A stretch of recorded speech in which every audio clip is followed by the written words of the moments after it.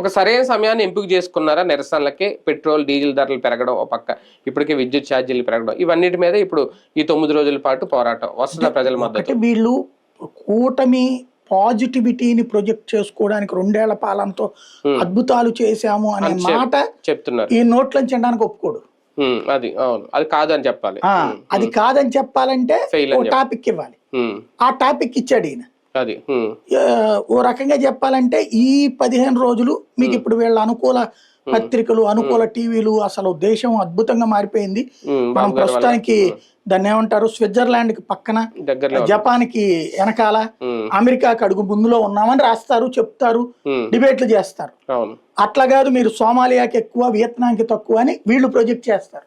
అది తేడా జరిగేది. ఇంకో విషయం కూడా, సర్విషన్లో ఒక భయం అయితే కనిపిస్తుంది వైసీపీలో. మన సజ్జల గారు మాట్లాడినా, ఇప్పుడు నిన్న జగన్ గారు మాట్లాడినా, అంటే ఎందుకు నిజంగా ఓట్లు కోల్పోతే బోగస్ ఓట్లే కదా పోయేవి, ఎవరు అయినా పోతాయి కదా, నాట్ ఓన్లీ వైసీపీ కదా. చనిపోయిన వాళ్ళ ఓట్ల గురించి వీళ్ళకేం భయం లేదు.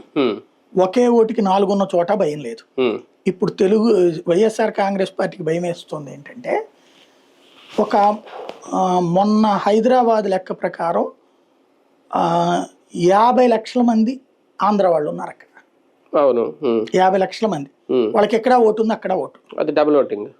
అలాగే బెంగళూరులో, కర్ణాటకలో దాదాపు 15 లక్షల మంది ఉన్నారు. తమిళనాడులో ఒక 5 లక్షల మంది ఉన్నారు.